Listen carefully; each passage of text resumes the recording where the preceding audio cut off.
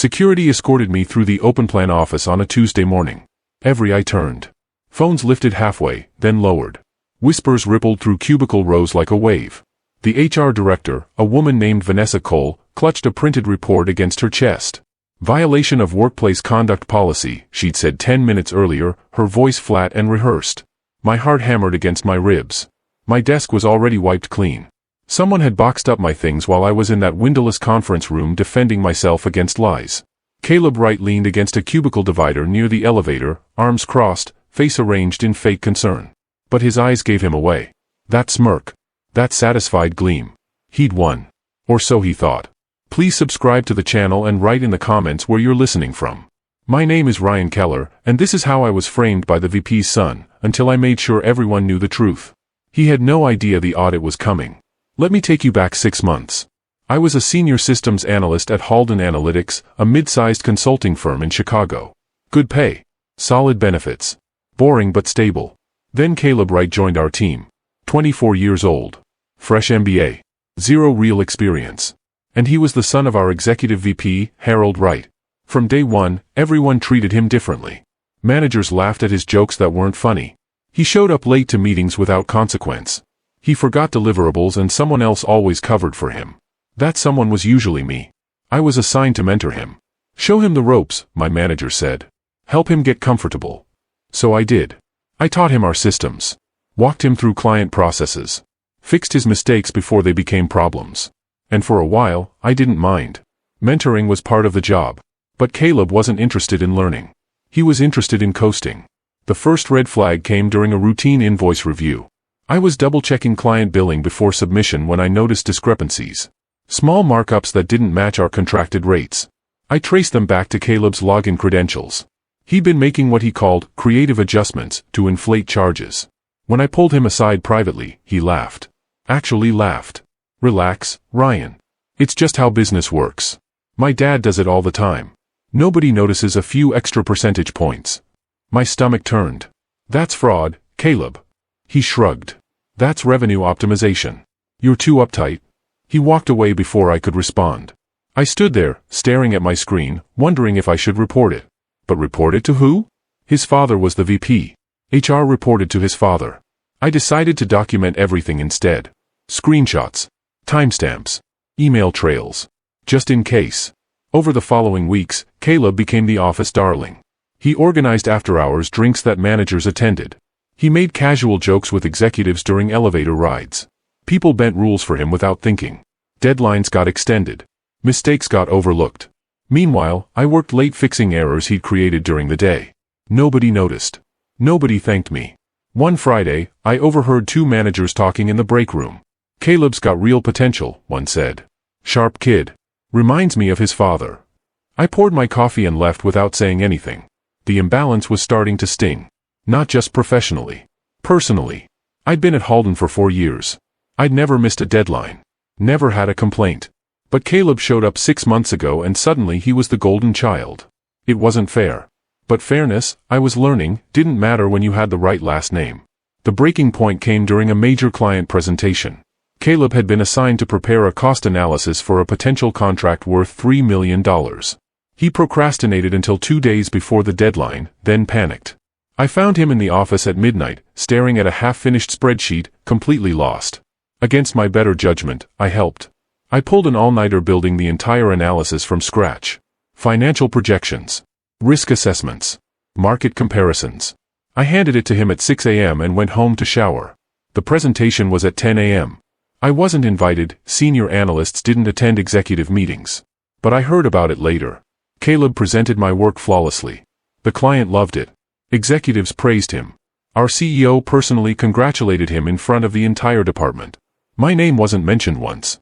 Not in the presentation. Not in the follow-up email. Not anywhere. Caleb took full credit. And nobody questioned it. That's when I started paying closer attention. I began reviewing system logs more carefully, looking for patterns. What I found chilled me. Caleb's user ID had accessed restricted financial files dozens of times over the past 3 months. Files he had no business opening. Client contracts. Internal audits. Confidential pricing structures. He was either incredibly stupid or incredibly bold.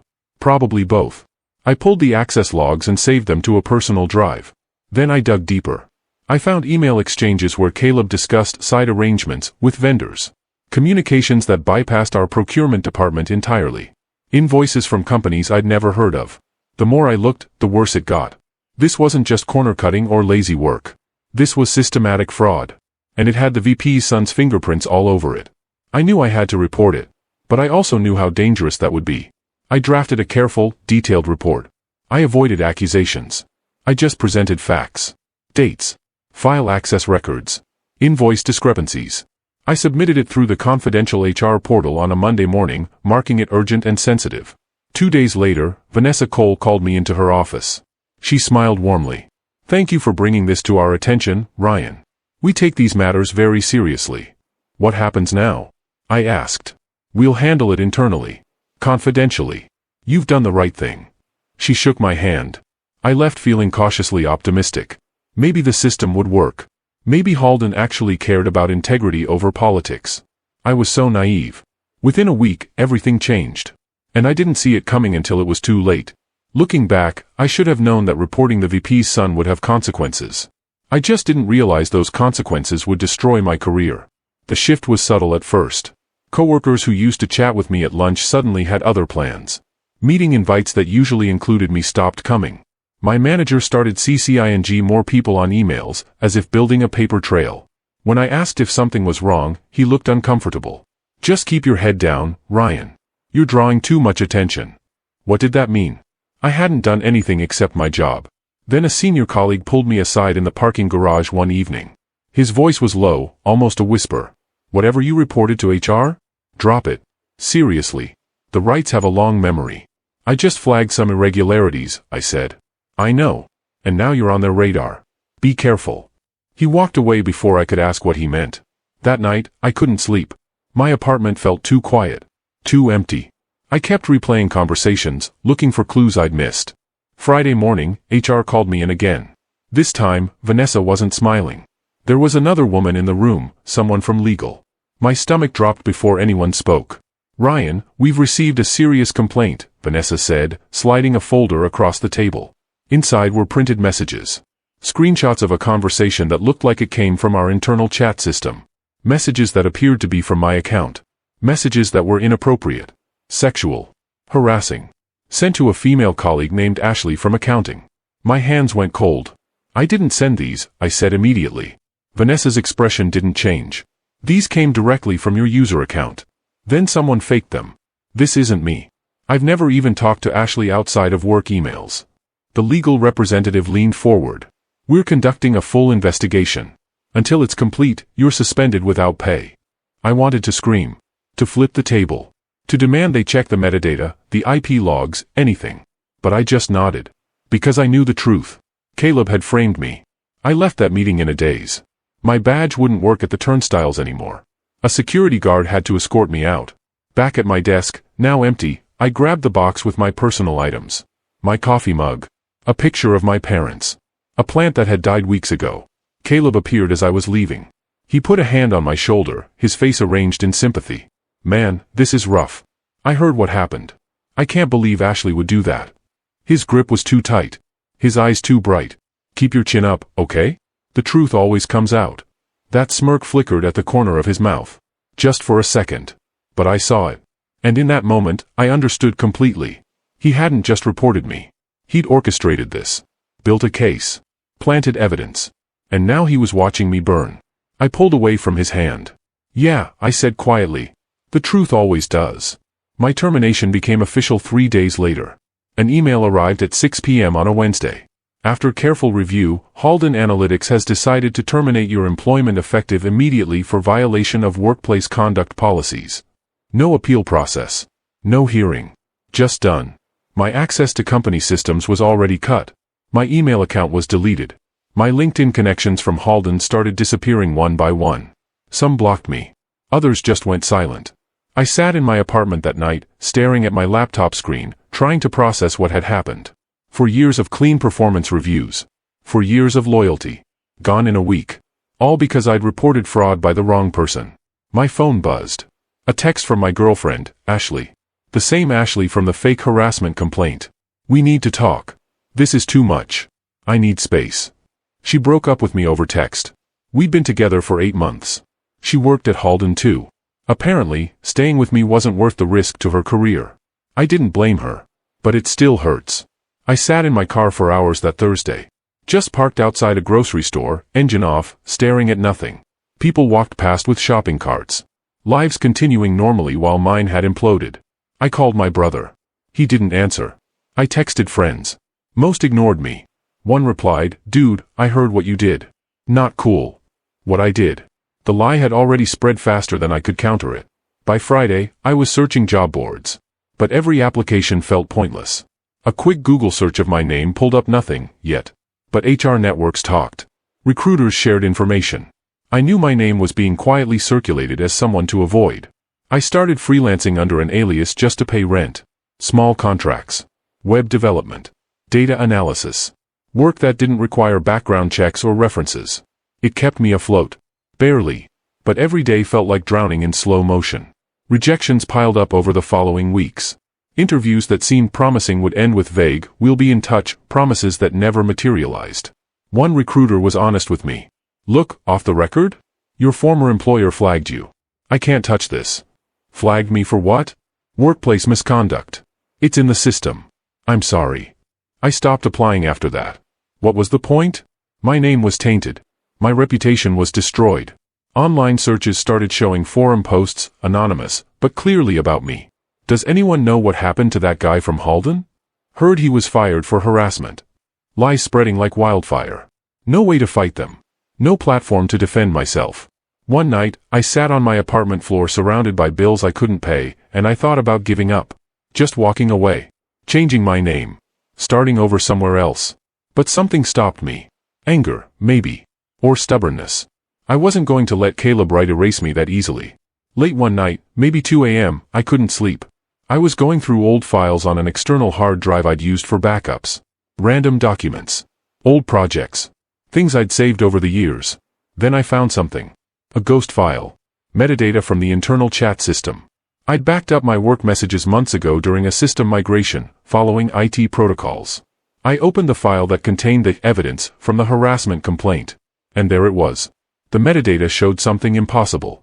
The messages had been created from my account, but the editing history showed a different username. Caleb's username. He'd accessed the chat database, created fake messages under my credentials, backdated the timestamps, and exported them as screenshots. My pulse spiked. My hands shook as I copied the file to 3 different locations. This was it. This was proof. He'd framed me. And he'd been sloppy enough to leave evidence. I didn't tell anyone. Not yet. I spent the next week quietly reconstructing everything. I pulled every backup file I had. Every email. Every log. Every screenshot I'd taken when I first noticed Caleb's fraudulent invoices. I built a timeline. A complete, undeniable timeline showing his unauthorized file access. His fake vendor invoices. His manipulation of the chat database. His pattern of taking credit for my work. I worked methodically. No emotion. No rage. Just cold, disciplined focus. This wasn't about revenge anymore. This was about survival. About clearing my name. About making sure Caleb Wright couldn't do this to anyone else. I organized everything into a single encrypted folder. Backed it up to cloud storage under a fake account. If something happened to me, if my laptop got stolen or my apartment broken into, the evidence would survive. I was ready. I just needed the right moment. That moment came from an unexpected source. A message appeared in my LinkedIn inbox from someone named Mia Townsend. "Ryan, we worked together briefly at Halden. Can we talk?" I didn't remember her at first. Then I checked her profile. She'd been in a different department, compliance. She'd left Halden 2 months before my termination. We met at a coffee shop downtown. She looked nervous, glancing around like she expected to be followed. "I noticed things," she said quietly. "Irregularities in how certain files were handled. How quickly your case moved through HR. How many protocols were skipped. Why are you telling me this?" "Because I quit over it. I couldn't be part of that system anymore. And because I saved copies of internal files before I left." My heart raced. "What kind of files?" She slid a USB drive across the table. HR memos. Email chains. Things that show how your complaint was buried. How the investigation into you was fast-tracked. How Vanessa Cole took direct orders from Harold Wright. I stared at the drive. Why help me? She smiled sadly. Because what they did to you was wrong. And I couldn't live with staying silent. Together, Mia and I spent days piecing everything together. Her files filled in gaps I didn't know existed. Internal HR memos showing Vanessa had been instructed to handle the Ryan Keller situation discreetly and quickly. Email threads where Harold Wright discussed protecting Caleb's position within the company. Financial records showing Caleb's fake vendors had funneled nearly $400,000 through shell companies over 8 months. We built a master document. 70 pages. Every claim supported by evidence. Every accusation backed by timestamps and screenshots. It was airtight. Devastating. Undeniable. But we still had a problem. Who would listen? Halden wasn't going to investigate itself. The media wouldn't care about a mid-level corporate fraud case. Law enforcement would take months or years. We needed leverage. We needed a platform. That's when I remembered something. Halden Analytics was bidding on a major government contract. A multi-million-dollar project requiring strict compliance standards. And I knew exactly how to use that. 2 weeks later, I got an offer from Vanguard Metrics, a rival consulting firm. They were also bidding on the same government contract as Halden. The position was perfect, systems integrity analyst. Overseeing compliance and audit processes. I accepted immediately. On my first day, I met with Vanguard's Director of Operations, a sharp woman named Patricia Vance. I want to be transparent, I told her. I was terminated from Halden Analytics. But not for the reasons they claimed. I showed her a summary, not everything, just enough. She read through it carefully, her expression hardening. This is serious. I know. And I have full documentation. But I need to be clear, I'm not here for revenge. I'm here to do good work. If that work happens to expose fraud at your competitor, that's just a bonus. She smiled slightly. I think we're going to work well together, Ryan. I started building Vanguard's audit system the next week. And quietly, carefully, I embedded something special. The system I built was legitimate. It tracked financial transactions, flagged irregularities, ensured compliance with federal contracting standards. Vanguard needed it. The government required it. But I added one additional feature. A cross-reference script that could analyze external data patterns. If you fed it financial records from another company, it would automatically flag fraudulent behaviors matching known patterns. Patterns like the ones Caleb had used. I didn't tell Patricia exactly what I'd built. Not yet. I just made sure the system was thorough. Comprehensive. Able to catch any company trying to game federal contracts through invoice manipulation or vendor fraud. Then I waited. The Government Oversight Board announced they'd be reviewing all bids in detail before making a final decision. Standard procedure for contracts over $5 million. They'd be auditing financial practices, compliance histories, corporate integrity. And they'd be using third-party systems, like the one I just built, to verify data accuracy. Everything was in place. Now I just had to pull the trigger.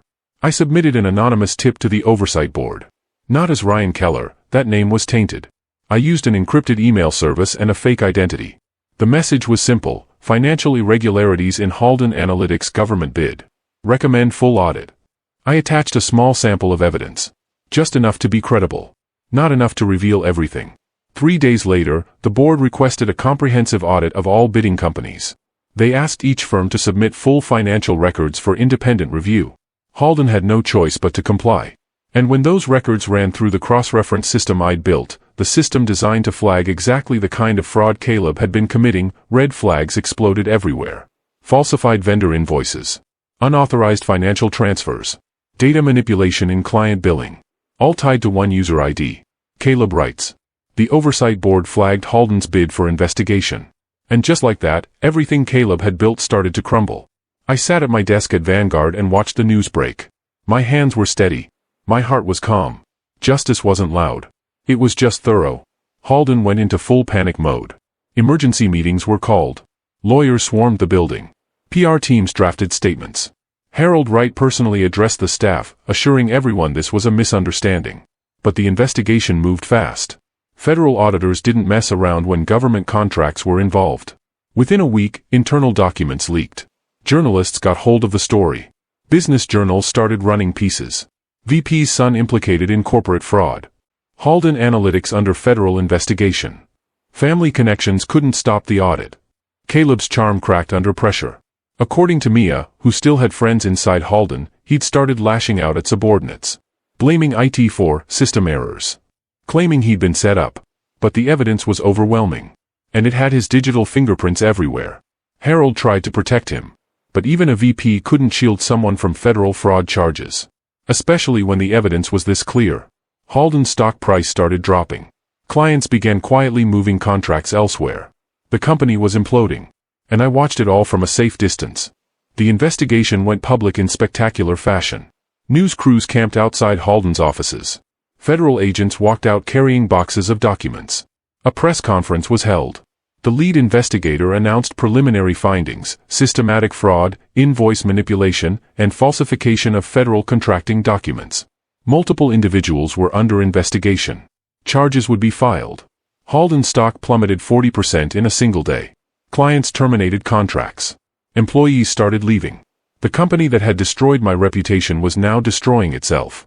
And through it all, one name kept appearing in headlines: Caleb Wright. Not as a victim. As a suspect. Everything I'd been accused of, misconduct, fraud, dishonesty, was now being said about him. And this time, the accusations had evidence. Harold Wright held a press conference attempting damage control. My son will be fully cleared. This is a witch hunt. But his voice lacked conviction. And 2 days later, he resigned. The board had no choice. The VP who'd protected a fraudster couldn't stay in leadership. Justice wasn't immediate. But it was coming. I was sitting in a coffee shop when Caleb found me. I'd been expecting it. Maybe even hoping for it. He walked in looking like he hadn't slept in days. His suit was wrinkled. His hair uncombed. The golden boy was gone. In his place was someone desperate and angry. He spotted me at a corner table and walked over fast, leaning down close. "You did this," he hissed. "You destroyed everything." I took a sip of my coffee. Stayed calm. "I didn't do anything, Caleb." "Bullshit. You set me up. You planted evidence. I documented your fraud. There's a difference." His face went red. "My father's career is over. The company's falling apart. My name is ruined." I looked up at him. Met his eyes. "Yeah. That must be really hard for you." He stared at me, breathing hard. Waiting for more. I set down my coffee cup. Pulled out my wallet. Left cash on the table. "Good luck with everything, Caleb." I stood and walked out. He didn't follow. The fallout was swift and total. Harold Wright resigned in disgrace. HR executives were replaced after an internal review found they'd buried my original complaint. Several were named in lawsuits. Halden Analytics settled multiple claims out of court. The company restructured, rebranded, and downsized by 60%. Caleb Wright's LinkedIn profile disappeared overnight. Rumors said he'd fled to Europe. Others said he'd taken a job under a different name. Either way, his career in corporate America was finished. The false harassment complaint against me was officially retracted. Halden sent me a letter, drafted by lawyers, empty of actual apology, stating that further review found insufficient evidence to support the previous allegations. I framed it. Not out of pride. As a reminder. As proof that sometimes the truth wins. It just takes longer than we'd like. And requires more fight than seems fair. But it wins. 6 months after everything fell apart, I signed a new contract at Vanguard Metrics. The title read, Director of Systems Integrity. Corner office. Full team under my supervision. And a mandate to build the most comprehensive fraud detection system in the industry. Patricia Vance shook my hand in my new office. "You earned this, Ryan. Everything you went through, most people would have given up." "I wanted to," I admitted. "Many times. But you didn't. That's what matters." She left me alone. I stood at the window, looking out at the Chicago skyline. The same city where I'd been escorted out of Halden in shame. The same streets where I'd sat in my car wondering if I'd ever work again. But I wasn't that person anymore. I'd been torn down, framed, erased. And I'd rebuilt myself. Not with rage or revenge. With evidence. With patience. With proof. They buried me with lies. I dug myself out with the truth. And now I was standing higher than I'd ever been before. My name was Ryan Keller. And I'd survived.